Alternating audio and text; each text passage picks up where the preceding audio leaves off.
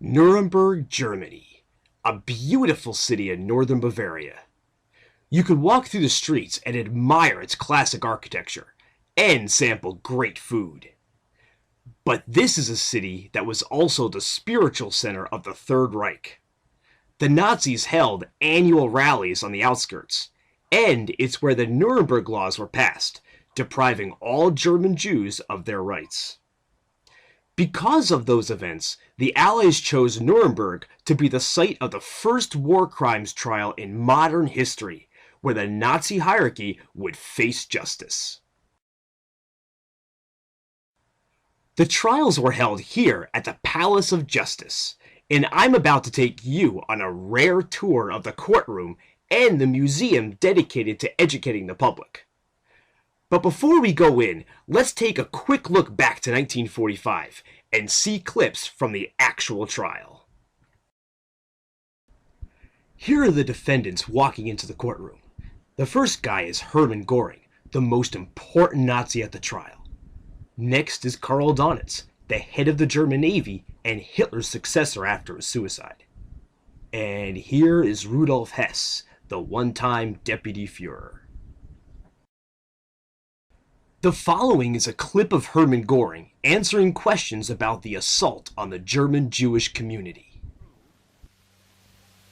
The public acts which you performed on the Jewish question. First, did you proclaim the Nuremberg laws? Als Reichstagspräsident, jawohl, habe ich schon bekommen. What date was that? 35, glaube ich, hier in Nürnberg im September.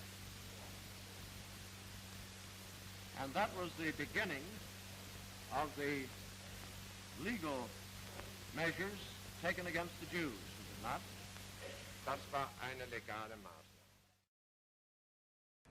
Okay, we're back in present times to begin our tour.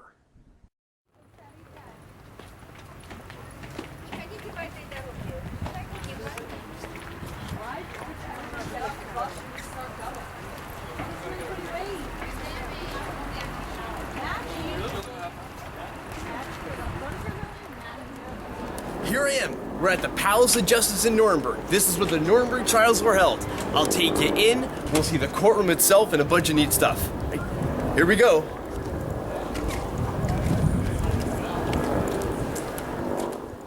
The courtroom is on the second floor, so it's just a quick walk up. If you listen carefully, you can hear my reaction to seeing it for the very first time.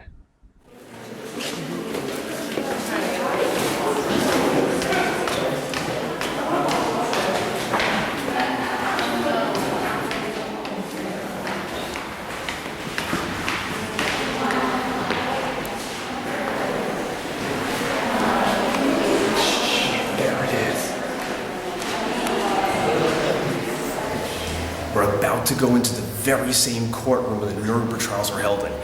A lot of stuff is there. It's an amazing sight. Let's go. Wow.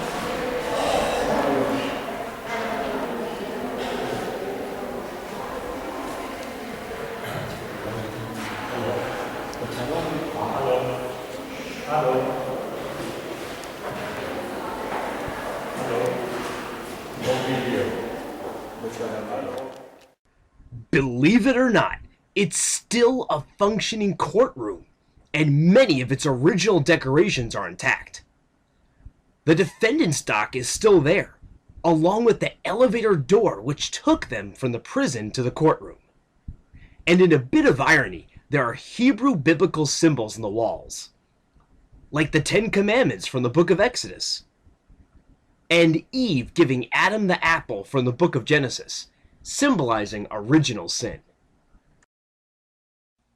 So after letting this all sink in, it was time to go up to the third floor and see the museum. The museum gives its visitors a great review of the Nuremberg trials and explains the history of anti-Semitism in Germany from the Kaiser's time until 1945.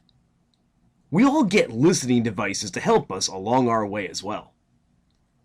They have a nice exhibit where they identify and explain the importance of all 20 men on trial in 1945.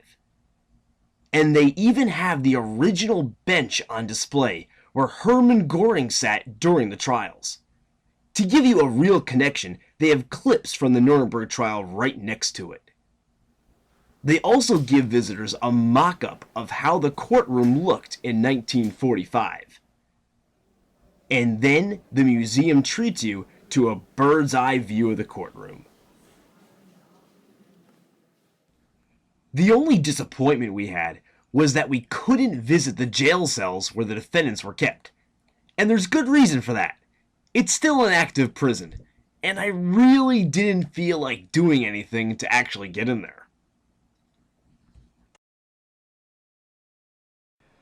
Well, that wraps up our tour of the Palace of Justice.